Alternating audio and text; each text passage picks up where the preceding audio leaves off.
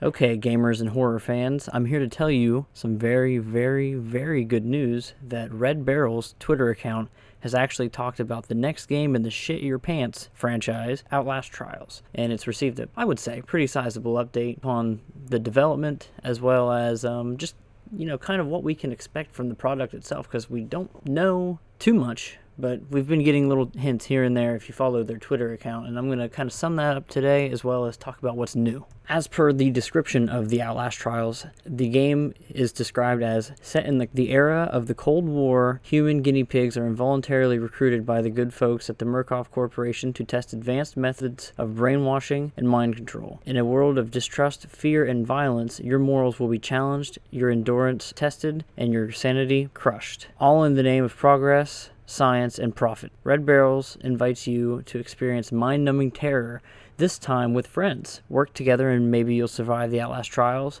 It's always better to shit your pants in good company. And my bit of speculation involving the description of the game itself is, I wonder, with a more shift towards I know the game can be played single player, but with a shift towards co-op and those types of dynamics, I wonder if the game will be slightly more puzzle focused in the sense of, dealing with enemies as well as evasion, which is what the franchise truly is. I mean, you're not attacking ever, but I really do wonder if the direction of the game will change any more than just, hey, getting scared shitless with your friends. But anyway, back to what's concrete. Let's cover a little bit more of what we actually do know about the game. Tentatively, the release date is 2021, barring any COVID-related issues and anything like that. It is a single-player or co-op experience, but I think there is a more heavy focus on playing with friends, or I guess it doesn't have to be a friend. I guess it can be a coworker that you just want to actually cause a heart attack for.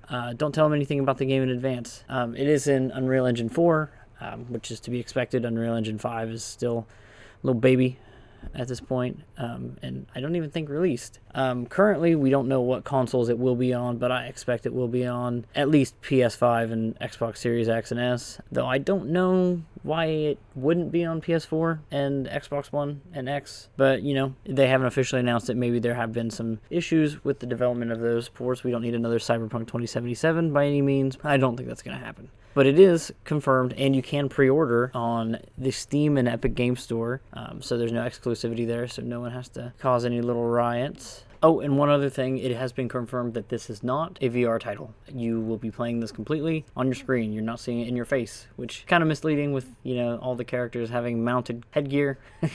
But, it is what it is. Okay, let's hop into the news that actually inspired me to make this video. Per the Red Barrel's Twitter account, they said, we're diligently creating the Outlast Trials and working towards a big QA milestone. We do not have an official release date, but we will announce one when we're ready, and the game is true to our vision. Here's some concept art from one of the many enemies in the Outlast Trials, and then of course it goes on to show off a couple unique screen caps of some of that concept art. Our amazing Red Barrels team has grown from 10 during the development of Outlast 1 to 20 for Outlast 2, and we are now over 40. We are adapting to keep the development of the game rolling while maintaining the safe and health of our team, of Murkoff standards, of course. Then thank you all for your undying passion for the Outlast games and enthusiastically waiting for news about the Outlast Trials. We can't wait to share more about the game and its characters as we get close to its completion. Stay safe out there. Murkoff is watching.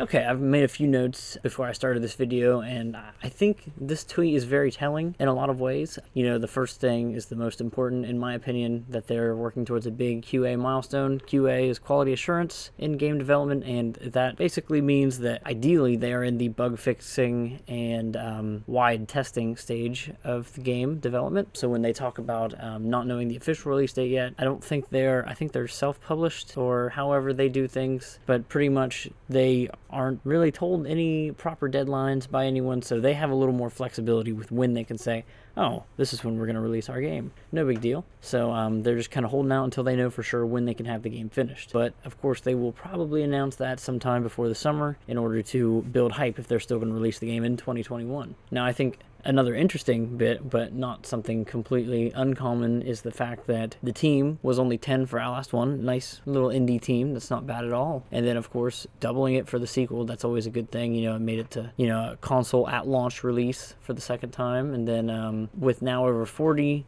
You got to realize that not all 40 are probably working directly on the game. I'm sure there are others for, community manager positions and other things like that, which now that they have the Twitter account that they will do advertising from, I'm sure that is much more important. But at the same time, we can absolutely get hyped at the fact that they have way more people working on it, but you've got to think there's probably people that they hired on that have experience with multiplayer and other unique things that they're hoping to do with their vision for this game, which we don't know completely about.